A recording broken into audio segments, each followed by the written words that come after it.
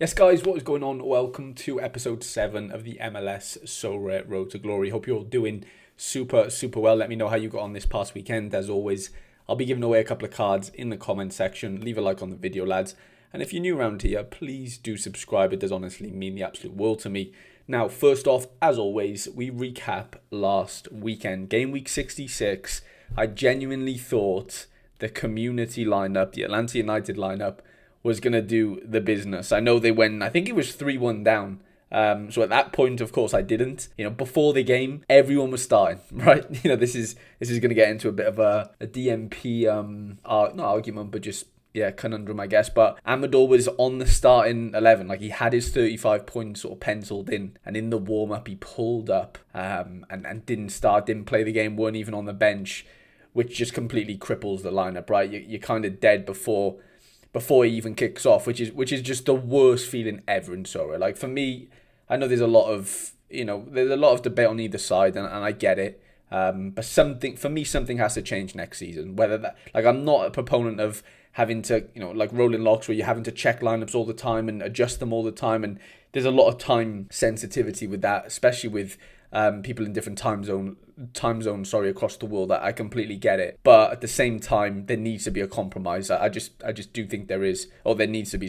And I won't be convinced otherwise. Like, this is not a good experience. I know I didn't buy this team; it was gifted to me, of course, by one of my my Kai members. But at the same time, like, somebody's gone out there and bought a full Atlanta United lineup because they they want to support Atlanta United this season, and Amador's just injured in the warm up. It's just like, on one side that's, well, tough luck, but the other time, on the other hand, it's like, well, come on, man, at least let me watch my five play. Whether that's an automatic sub that comes in for Amador, or like whoever came in for him. If you have him in your collection, then maybe he just automatically fills into the lineup. Where at that point, then you're not like allowing people just to hand pick whoever they want in their gallery.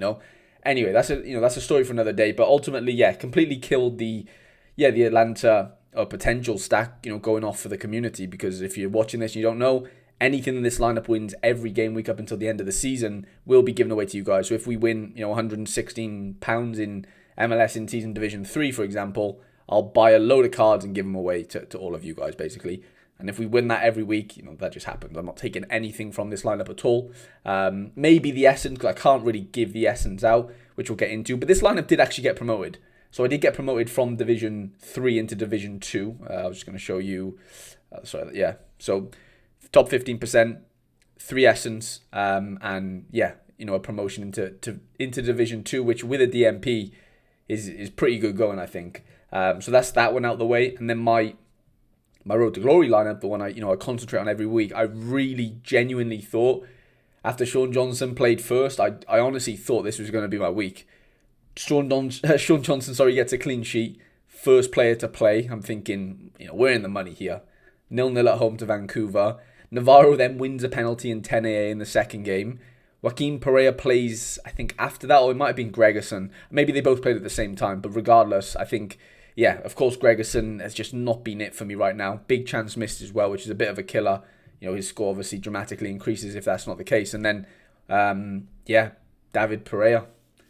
David Pereira de Costa in a 3-1 win, lads. Have a look at this. How unlucky can you get? 72, 75, 100 from Mora, and little David da Costa on 5 all-around score. Absolutely gutted. Played the whole game as well. Like, he didn't even get dragged. And I know you look at that and go, well, obviously he didn't play well. But, like, he did do pretty well. Like, he didn't play bad. He just weren't involved in the final assist or whatever, And it's just gutting because I captained him. And, from the streak, I was like, 25 points away. I was only 20 points away with, 3.5 players here. And we could have really got onto a nice start here with hitting one of the streaks. Because I went all in season. I thought that was the play. In hindsight, Morancha Classic would have been the play in here. But then at that point, I'm not going for the streak, right? Because it's playing one classic. So just gutted because like things fell into place for me here, lads. Like Navarro, decisive, Pereira decisive, and Sean Johnson decisive as well. I know these two didn't, but I'm just gutted. Like, genuinely, I really thought after the Sean Johnson 85, I thought it was going to be my week. And it wasn't to be. We did win Essence from it, so that was in Division 2, of course. So we won 8 Essence, in fairness. 3 from the Atlanta lineup, and then 5 from the Division 2 Road to Glory lineup. So it's not all doom and gloom. Like, we can't use that essence yet, but I will update the spreadsheet and just put 16 in here because technically, like, our MLS lineups have won us 16 essence. I haven't bought anyone in or anything yet. I might potentially do that in this video. So nothing's really changed. I was thinking, like, do I offload Miranchuk Classic now that he kind of popped off on the weekend for the first time? But I don't know. I'm tempted to just, keep him for now. And then, I was just going to quickly show you just my rare and super rare lineups. This is nothing to do with the Road to Glory. I just wanted to show you. I did finally hit a hot streak. I was 0.44 points, just under half a point above the first streak in rare. So that was nice. That was $10. So I'm on my second streak here. Denki didn't even start, although he had a bit of a nightmare. And Paslic didn't even score very well either. But luckily, again, Sean Johnson, Engel scored well, and so did Cengiz Under. And then we did hit some cash in season MLS Super as well for the first time. Top 15 get cash. I was 15th, so I was super lucky there to squeeze in. But yeah, that was just a little side note. Just wanted to show you. And then next we'll go into the little recap of who are the best scorers. Now, for the first time, I can't recall this. Obviously, 7 game weeks in now to the MLS. I can't recall there being 5 100s in a game week. So I think, we've seen so far, I'd probably argue like a decreased amount of like high scores in the MLS compared to last season. I don't have the data on hand, but just as a guesstimate, I would argue that like there's just been less 100 so far. But somebody's probably got the data and can disprove me on that. But just going off a hunch, but this game week or this past game week was big. Mihailovic 100, Carlos Heel with an 100 against New York Red Bulls. Like scores an unbelievable free kick. Excuse me.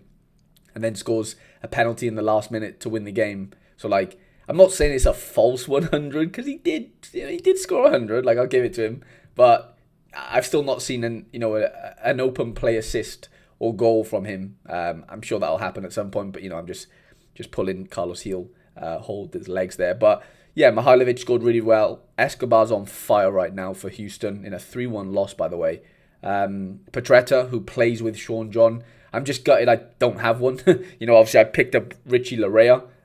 He's got injured, so yeah, Petretta would have been the next in, I guess. But I just didn't cross my mind, to be honest, because he hasn't really scored that well so far. Again, sometimes these random 100s just pop up from random players. But ever present Dreyer's been unbelievable. Evander's turning into, for me, I've said it a few times now, but he's the best midfielder in the MLS for me by a mile.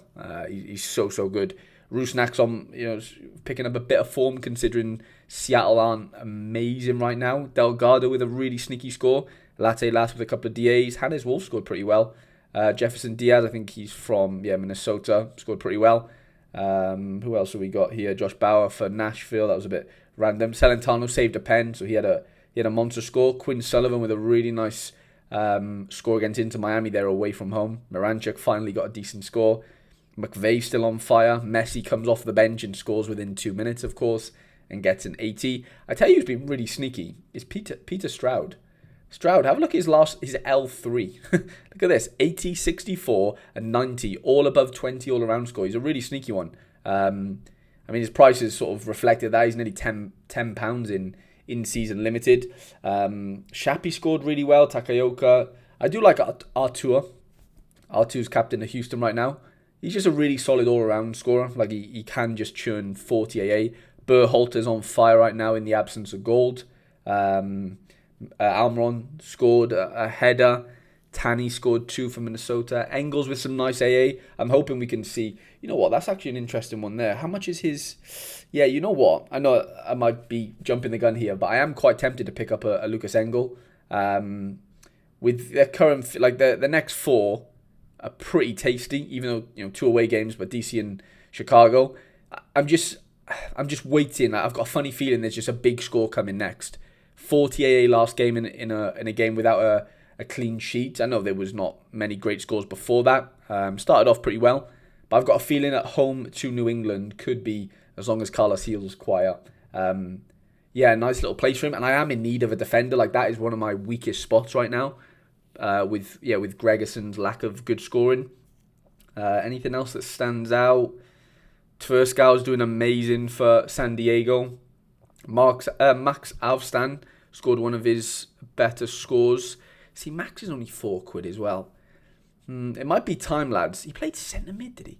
It might be time to delve into the market a little bit with some of these cheaper cards. I'm thinking bringing in an Alvstan. I think bringing in a Lucas Engel for £4 each. Like, seem like no brainers, honestly.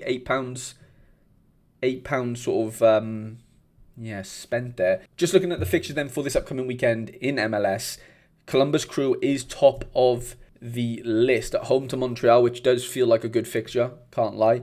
Inter Miami are at home to Toronto, which absolutely could dismantle our Sean Johnson. But at the same time, Inter Miami do play in this midweek against, I think it's LAFC. So, yeah, there could be a bit of jeopardy there if Messi plays this midweek. Does he play on the weekend? Who knows? Cincinnati's flying high as well at home to the New York Revolution. Red Bulls are at home to Chicago. Again, really good fixture. Whitecaps at home to the Rapids. Decent. Austin, Portland. That'll be a tough game, I think, for Austin. Atlanta at home again. So the Atlanta United community stack hopefully can do the business there against FC Dallas. We've got Charlotte at home to Nashville. Again, not an easy game. Bit of a derby. New York City, Minnesota. Again, really tough one to call. Yeah, I mean, yeah, the games get pretty tough then going down the list. I think the standout is, as far as like firepower goes, it's obviously Inter Miami if Suarez and Messi play. But at the same time, I think Cincinnati, Evander, Luca Oriano, Denki, hopefully Engel. I think there could be a little, a nice little quadrant of good scorers in that game, and maybe even the Red Bulls. The Red Bulls at home to Chicago. It could look okay. I don't know. Forsberg's been weird recently. Like whilst I've been watching him, like I've been watching the games because I have a Coronel in Rare and stuff. And yeah, I don't know. Forsberg just seems a little bit off the pace, a little bit. Maybe he'll get going. I do like Edelman, nice little under 23 player, but it's just missing something. This team, like it's just missing a bit of quality. Honestly, like they've got hard workers, they've got people that can tackle, that can sort of pass from outside of. From the back, if that makes sense. Like Hack's got a wicked little diag on him. Noah Eli, I think, is amazing.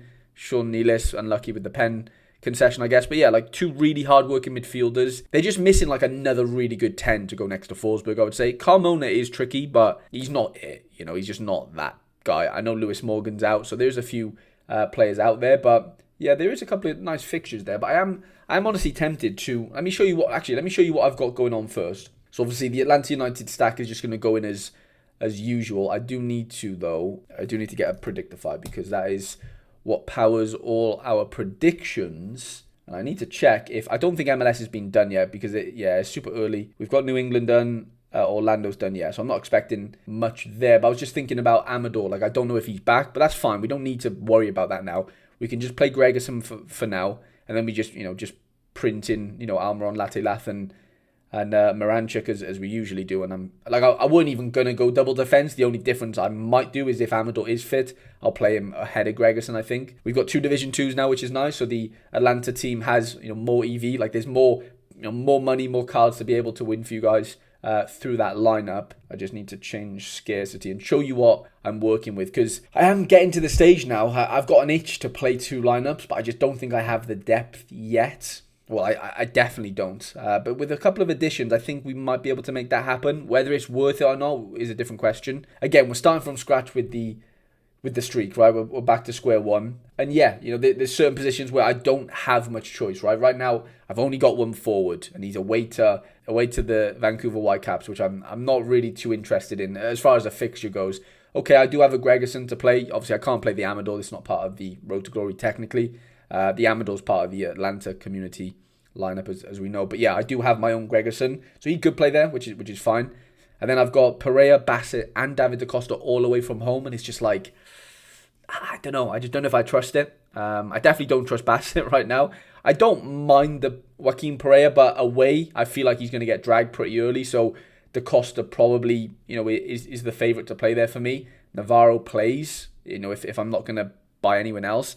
And then at that point, yeah, I am probably forced to go Joaquin Pereira on the off chance he does sort of, not get dragged at 60th minute. But at the same time, like, if I can go and buy an Engel, if I can buy Lucas Engel for £4, I struggle to see why I wouldn't. £4.40 there. I need the depth, and they have a great fixture this weekend. The issue or question is then, do I go double defense and keep Gregerson in, or do I just replace Gregerson with Engel? I am going to buy Engel now, so that's Engel in. We'll add him to the spreadsheet, of course.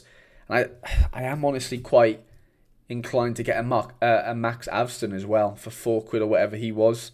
4 quid. Yeah, he's pretty cheap, Obviously, it's off the secondary. Because Satonio is a bot. I was just wondering, could we potentially bot in our one of our Gregersons? What would that get us back? And just test the bot and see, what Gregerson is actually worth, or what is he valuing him at. But for £4, I'm pretty happy to just buy that outright if he's not really too interested in trading there. But yeah, Lucas Engel I think is a wicked addition. So I think Engel walks in there for me, and then it's just a case of, do we go double defense if we don't sell the Gregerson or get rid of the Gregerson? Do we get rid of Navarro, which I'm quite happy to do. The Alfstam fixture is a lot better. If we can get Alfstam in, I'm not going to say no to that. I'm just going to have a look at what is Chambeau's price. I'm sure it's probably a tenner. What's that going to end up at? Yeah, he's £8. It's not terrible. Satonio hasn't got back to me yet. Okay, so he's valuing my Gregerson at £2 something. What is Gregerson's floor? Watch Gregerson just absolutely smash this weekend and I'll just be fuming. Yeah, that's fair. that is basically the floor. Am I in a position where I can get rid of another defender? I don't think I am I? I think I'm just better off just buying the Alfston. It's a fine enough deal if I was if I had defender surplus, but I really don't. I do need the depth. Spent £4 on Richie Larea. Spending £4 on Mark Alfston is a lot easier to stomach, I think. So yeah, that makes me pretty happy. So we've got additions. It still doesn't solve my midfielder conundrum, but we can work around that. I think I'll do a little bit of pick score scouting now just to see. Let me just add these into the gallery. I'll add them to the spreadsheet, of course, as well. But yeah, there's £9 or so spent. If you're watching this and I haven't really explained it in a few weeks, but I haven't set myself a budget with this. It's just I just want to do it on a budget without a number, if that makes any sense. I don't want to just be spending on the best cards. I want to try and do it my way, in a wheeler dealer Harry Redknapp way, without capping. Okay, I can only spend £100 or whatever that is. But again, at the same time, I'm not going to spend stupid money, So that's those two in. I mean, he definitely plays ahead of Navarro. You could potentially play them both together,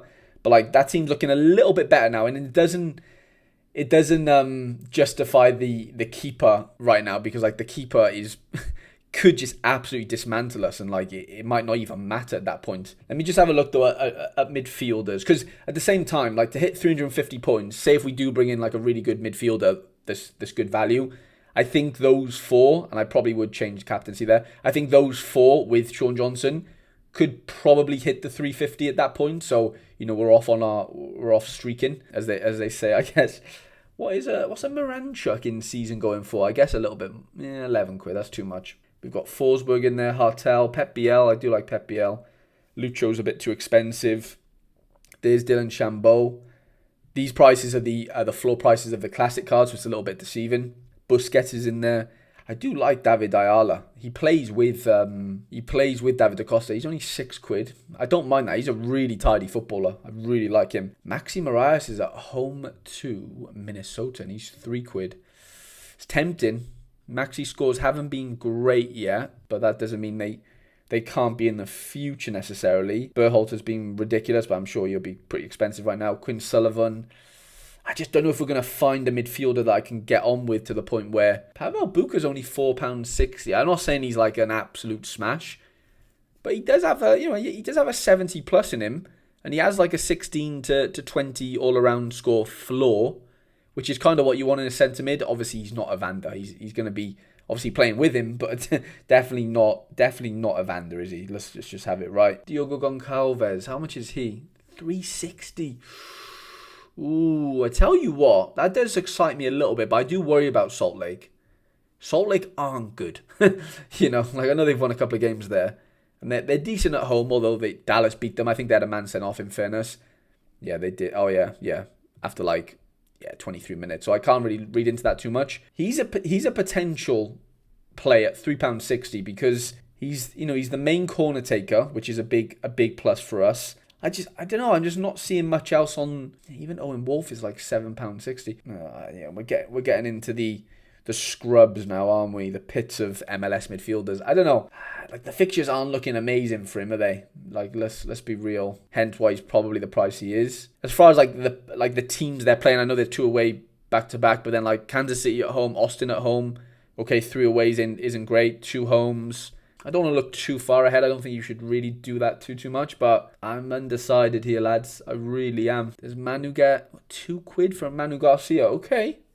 Scores aren't just there, they. Sporting Kansas City just don't score enough goals for me to get involved in that, unfortunately. I don't think I could stretch to that low. No shade there. Shambo, £9. What's the next couple? I mean, they have a lovely run in as far as home fixtures go. Like, I could run him in Arvston, in the next sort of 4 or 5 games quite religiously. And that could look pretty nice for £9. What has his price been at? Let's have a look. Not that this matters, but people are paying 25s, 20s. I mean, he's kind of the lowest. He was auctioning for a bit less for a little period, but now he's picked up a tiny bit. Do we wait? You know what I'll do? I think I'm going to wait for the Shambo auction. I'm going to wait for the Shambo auction because one of them's at like £6. Yeah, 6 hours. I might bid on that. Oh, do I need to bid on it, or do I just buy one? I might just buy one. Honestly, sometimes you do just have to spend a little to win a little, and he's going to be friendly with Arvston. One thing I will do though before locking in my team is I'm definitely gonna increase the levels of some of these cards. I spent basically £18 there on 3 players, but like I spent £18 on Luna alone. So like if you look at it that way, it doesn't sound as terrible. There's Shambo. I'm honestly quite inclined to even give him the armband on his debut. So what I'm going to do is I'm going to export these teams, and then after that we're going to see who needs some XP boosting. A cheeky little boost. Okay, so those are both 200 away. I mean, yeah, we're definitely going to do Engel. We'll do all 3 of those. It's annoying because it shows you all my limited cards, which I don't really want to see. Sean John's. Yeah, we might as well do Sean John. I'm excited. It's the first time I've spent like a decent chunk of money. We'll obviously add it into the spreadsheet. So we've got Shambo. Okay, we're in. Atlanta United stack at home to Dallas. I'm quite confident in that, to be honest. Both lineups in the same division. Three signings there. They all come in at home against poorer teams in the league. We still got 2 away jeopardies here, which could definitely bite us on the arse. I'm definitely not downplaying the fact that Sean Johnson could completely kill this. But at the same time, like, surely we can hit 350, couldn't we? Let's have a look. 350. I think we can. I genuinely think we can. 29 minutes in. Sorry, lads, if I've taken up too much of your time here and you're still here. I massively appreciate you. I'm very excited for the weekend now with those additions. Obviously, it's increased our spend, which means we've got more to win back. But you do have to buy quality to win quality prizes. I believe at the end of the day. And yeah, I think it was time for us to really, just improve on the depth. Now, the next thing we'll probably have to do is buy another goalkeeper. I think that's definitely the next objective probably for next game week. Definitely need a new goalkeeper because, I mean, at the same time, we might even, I know this sounds crazy, I might buy another Sean Johnson because his fixtures coming up are really good after like the next 3 or 4. I don't want to keep you too long, but yeah, so I think he's away this week, home the next, away the next, and then he has that 4 home game in a row against like all really not great teams apart from Cincinnati, and then another away game, and then another 3 at home. It will turn for Toronto, not to say like they're going to go win every game or anything, I don't believe that, but I just do think his scores will just naturally improve with the more home games they play. But yeah, sorry for taking up too much of your time, lads. I do really appreciate you. Leave a like on the video if you haven't already. Please comment below, let me know your Sorare gallery name, and I'll give away a couple of cards as usual. All the best this game week, and I shall see you guys in the next one.